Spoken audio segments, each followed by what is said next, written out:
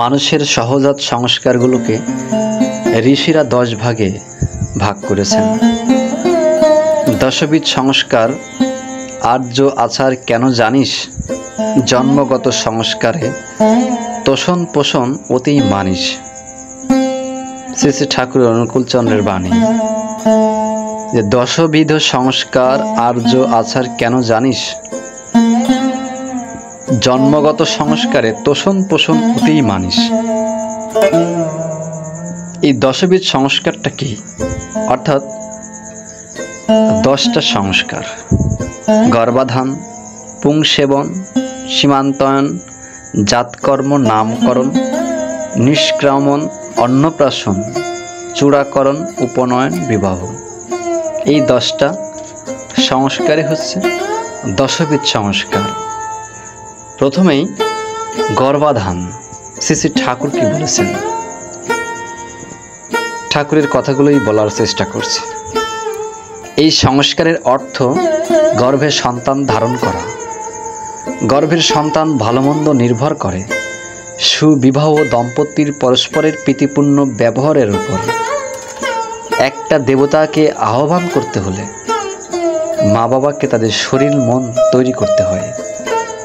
জায়গা তৈরি না হলে সেখানে শুদ্ধ আত্মার আগমন হয় না। চৈতন্যদেবকে পাবার আগে, রামকৃষ্ণদেবকে পাবার আগে তাদের মা বাবারা কত সাধন করতে হয়েছিল। এই ব্যাপারে মায়ের দায়িত্বই বেশি। স্বামীকে দেবতার মতো ভক্তি করবি, তাহলেই দেবতার মতো সন্তান পাবি। শ্রী শ্রী ঠাকুরের কথা। হাউজার ম্যান্দা ঠাকুরকে জিজ্ঞাসা করছে, স্বাভাবিক জন্ম হলে বাবার থেকে ছেলে বেশি বুদ্ধিমান হয়? শ্রী শ্রী ঠাকুর: তা হয়। আর ওই লক্ষণ দেখে বোঝা যায় সেখানে স্বাভাবিক প্রজনন চলছে। কার কাছে যেন ডারউইনের একটা পরীক্ষা গল্প শুনেছিলাম। একজনের 2 বউ।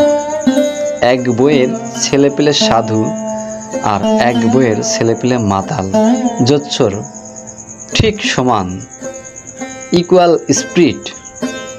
দশবিধ সংস্কারের প্রথম সংস্কার আমরা জানতে পারলাম। এবার আমরা জানার চেষ্টা করব পুং সেবন।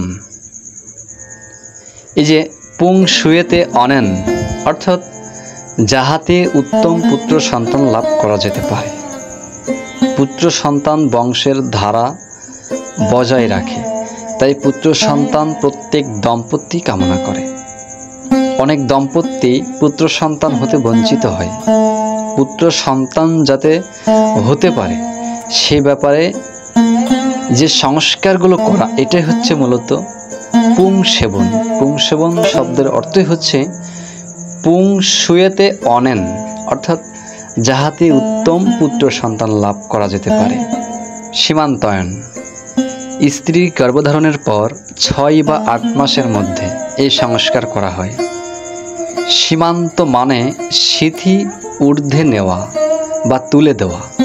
এই সময় স্ত্রীরা সিন্দুর পরে না এবং স্বামী গমনও বন্ধ করে দিতে হয়। এই সময় বেশি পরিমাণ ইষ্টনিষ্ঠ হয়ে চলতে হয়। গর্ভ অবস্থায় শিশুর শিক্ষা গর্ভ হতেই শুরু হয়, তাই এই সময় মায়েদের সতর্ক হয়ে চলতে হয়।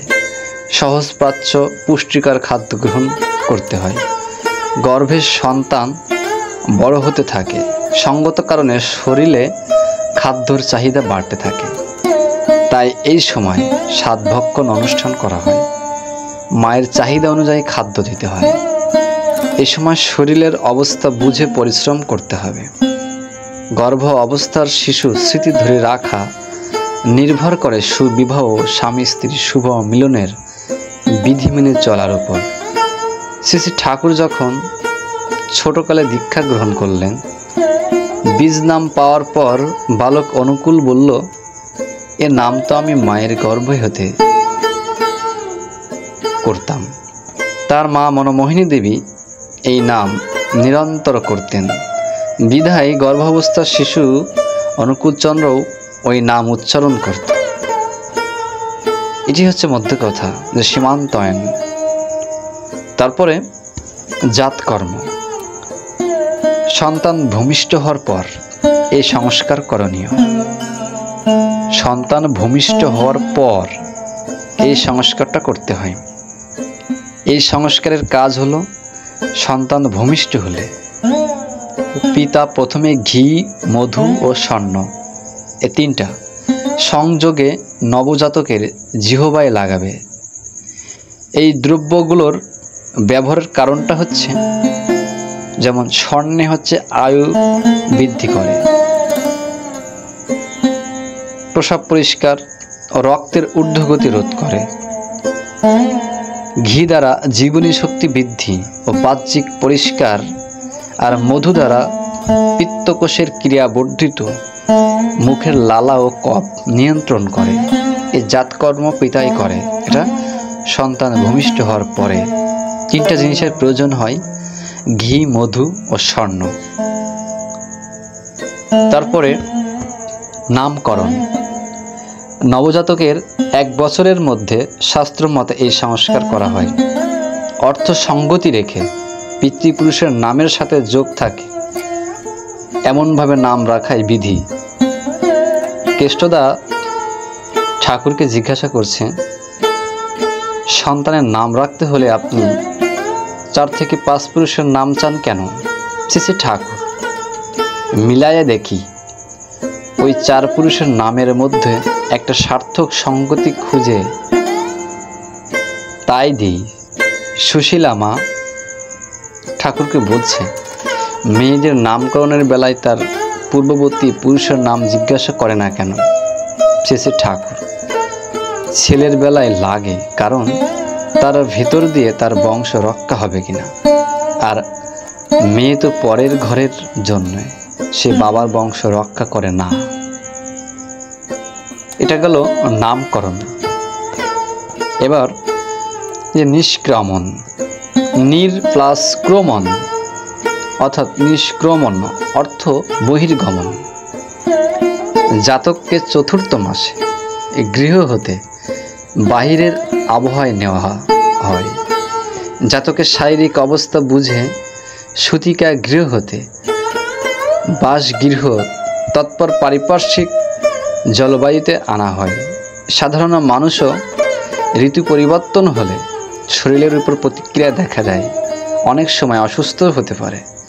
তেমনি এক দেশের আবহাওয়া হতে মানুষ অন্য দেশের পরিবর্তিত জলবায়ুতে গেলে নিয়ন্ত্রণ করতে কষ্ট হয়। অনেক পদার্থের আকার, আকৃতি বা বিকৃতি আবহাওয়ায় তাপমাত্রা পরিবর্তনের কারণ হয়ে থাকে। কারখানা কাজ তৈরি হয়, অর্থাৎ কারখানায় যে কাজ তৈরি হয় তার সঙ্গে সঙ্গে বাইরের আবহাওয়ায় আনা হয় না। কারখানায় কাজ তৈরি হয়, সেটা সঙ্গে সঙ্গে যদি বাইরে আনা হয় তাহলে কিন্তু এটা আর কাজ থাকবে না। অন্নপ্রাশন। ছেলের 6ষ্ঠ বা 8ম মাসে এবং মেয়ের 5ম বা 7ম মাসে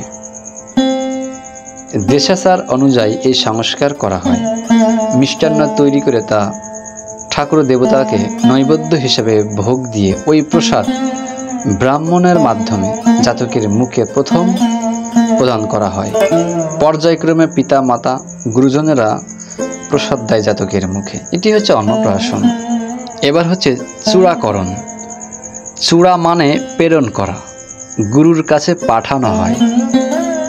গুরুগৃহে অর্থাৎ আশ্রমে, শিক্ষালয়ে গিয়ে আগে দীক্ষা নিয়ে তারপর ব্রহ্মচর্য শিক্ষা দেওয়া হয়। এ ব্যাপারে শ্রী ঠাকুরের বাণী, দীক্ষা নিয়েই শিক্ষা ধরিস, আচার্যকে করে সার, আচরণী বোধচয়নে জ্ঞানের সাগর হনা পার। তারপর হচ্ছে উপনয়ন। নয়ন অর্থ চক্ষু, উপ অর্থ প্রায়। চক্ষু অর্থাৎ একটা ইন্দ্রিয় দ্বারা মানুষ জ্ঞান লাভ করে। যে সংস্কার বা বিশেষ কর্মের মাধ্যমে অনেকটাই জ্ঞানের দরজা উন্মোচন করে তাকে উপনয়ন ব্রত বলা হয়। বিপ্র সন্তানের 8 হতে 12 বছরের মধ্যে, ক্ষত্রিয়ের 22 বছরের ভিতর, বৎসর 24 বছরের মধ্যে উপনয়ন সংস্কারের করার বিধান আছে। অন্য অর্থে ইষ্ট বা আচার্যের সান্নিধ্যে উপনীত হওয়া। উক্ত নির্দিষ্ট সময়ের মধ্যে সংস্কার গ্রহণ না করিলে প্রায়শ্চিত্তের মাধ্যমে সমাপন করা হয়। অর্থাৎ এই নির্দিষ্ট সময়ের মধ্যে যদি উপনয়ন নেওয়া না যায় তাহলে প্রায়শ্চিত্ত করতে হয়। এবং এই যে উপনয়নের যে চিহ্ন সেটা কি? পৈতা। বিপ্রের পৈতা হবে সাদা, ক্ষত্রিয়ের হবে লাল এবং বৈশ্যের হচ্ছে হলুদ। আর শূদ্রত্বে কোনো পৈতা নাই। পৈতা দেখে কে কোন বর্ণে তা বোঝা যায়। এবার হচ্ছে বিবাহ। পি অর্থাৎ বিশেষ রূপে পূর্বক বহ মানে বহন ধাতু হতে বিবাহ শব্দটির উৎপত্তি হয়েছে। তাই বিবাহ শব্দের অর্থ হলো স্বামী স্ত্রীর সুখ দুঃখ পরস্পর সয়ে বয়ে চলা, জীবন ও বৃদ্ধির দিকে বহন করা। পুরুষকে সম্বন্ধ করার জন্যে নারীর যে প্রবৃত্তি আর অমন্তরভাবে পুরুষের সম্বন্ধিত হওয়ার প্রবৃত্তির সমাধানের সূত্র হতেই বিবাহের সৃষ্টি। নারী চাই পুরুষকে উদ্বর্ধন করতে, পুরুষ চাই নারীকে সর্বতভাবে বহ করে নিজের জীবনকে বিস্তারে পরিপুষ্ট করতে। সেই জন্যে বিবাহ উভয়কে বহন করবে। বিবাহ সম্বন্ধে শ্রী শ্রী ঠাকুর বললেন, উন্নয়ন আর সুপ্রজনন এই তো বিয়ের মূল, যেমনই তেমনই করে বিয়ে করিস না কো ভুল।